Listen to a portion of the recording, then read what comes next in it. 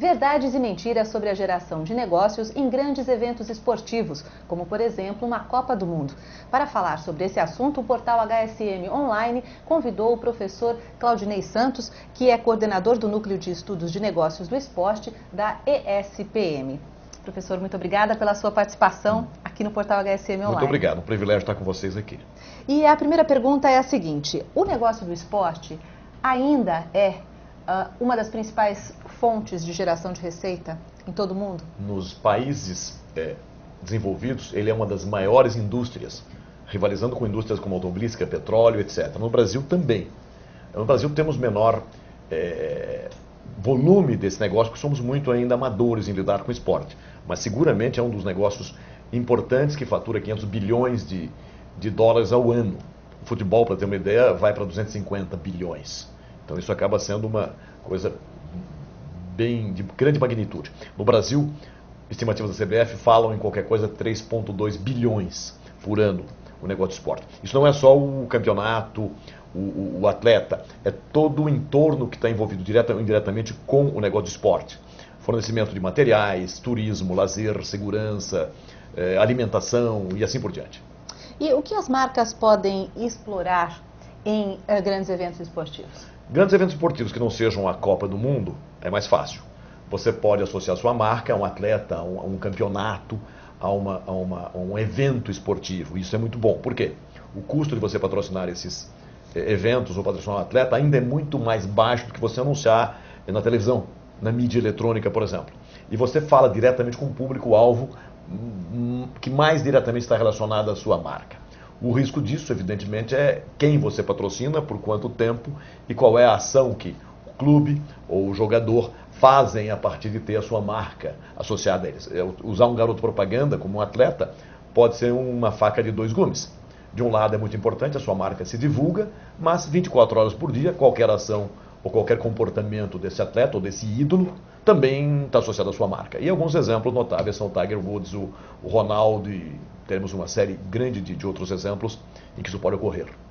O senhor disse que as marcas podem explorar os eventos esportivos desde que não seja uma Copa do Mundo? Cuidado, a Copa do Mundo há muitas restrições. A Copa do Mundo é um evento totalmente particular da FIFA, que tem regras muito claras. Ela define quem são os patrocinadores oficiais dela e esses podem patrocinar. Você não pode patrocinar, não pode nem sequer usar a marca.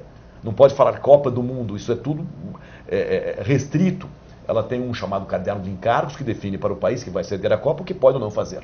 Alguns direitos, inclusive, de exploração de um aeroporto para mídia, como painéis, ficam suspensos durante a época da Copa. Só quem pode explorá-los é a própria FIFA. Então, é muito complicado uma empresa pequena ou uma empresa nacional que não seja patrocinadora oficial da FIFA poder usar o evento como forma de comunicação. O que eu posso fazer é explorar um pouco o sentimento de brasilidade com relação à seleção brasileira que participa da Copa. Mas isso também precisa ser pensado em termos de restrições que a CBF tem do uso da marca da seleção brasileira. Então, evidentemente, uma série de pessoas ficam mais motivadas a consumir itens, televisores, academia de ginástica, equipamentos esportivos, porque há uma Copa do Mundo e isso mobiliza. Então, uma série de negócios também cresce em função desse sentimento de Copa do Mundo. E o Brasil como você deve ter visto na terça-feira, parou São Paulo inteira e o Brasil todo para ver o jogo do Brasil.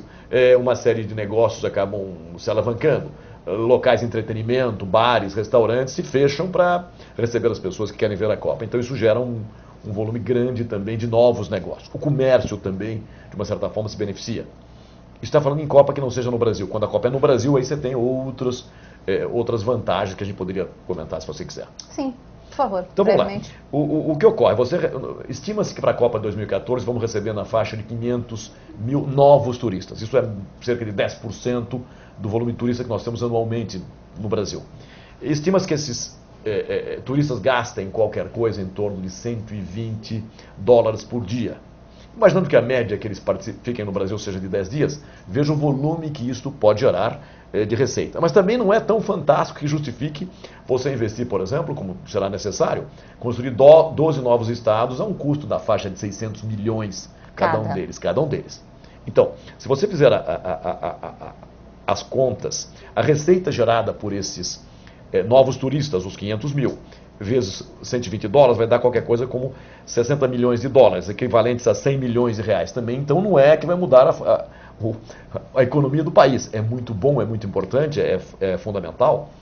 Disse que na Copa da Alemanha foram gerados 25 mil novos empregos no Brasil também. Isso deve ocorrer de uma certa forma. Mas permanentes?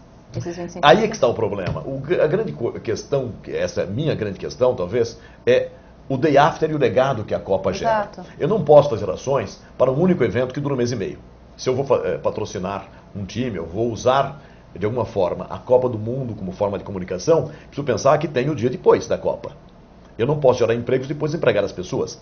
Eu não posso associar a minha marca ao sucesso ou não do Brasil na Copa do Mundo. Um exemplo emblemático foi o do Santander na última Copa. Tinha uma campanha toda montada, na hora que o Brasil deixou de ser sucesso, o que você faz? Com a imagem de marca, com os jogadores que você patrocina. Você já gastou o dinheiro. Então, hoje as campanhas, você vai notar que as atuais são muito mais inteligentes, estão associadas à participação do atleta, à briga que ele tem para estar em campo, para ganhar, e não necessariamente o Brasil ser o campeão, o vice ou não. Senão, se isso não ocorre, você tem um problema sério. Eu, só citando um exemplo, a campanha da Brahma, que você vê, ela está muito mais ligada a essa raça, essa briga do brasileiro, do que ganhar ou não. A vitória em si é relevante, claro, mas eu preciso me precaver se o Brasil não ganha. Jogo fora a campanha, a comunicação fica inócua, não faz sentido. O problema todo da Copa é que, para um país, o investimento é muito grande. Multiplique 12 estádios por 600 milhões de reais e você vê o tamanho da encrenca. Se você pensar que você tem que agregar isso mais à infraestrutura, fala-se em gastar 16 bilhões de reais para que o Brasil realize a Copa. E veja que a gente falou que os turistas vão trazer mais ou menos 100 milhões de reais. Então, uma diferença muito grande. Mas além dos turistas, existem outras formas de receita. Tem outros negócios ligados ao próprio turismo interno, à própria hotelaria, aos serviços associados à Copa. Mas mesmo assim, a conta é muito complicada. Se você pensar em termos de rentabilidade... Então a Copa de 2014 não vai dar lucro?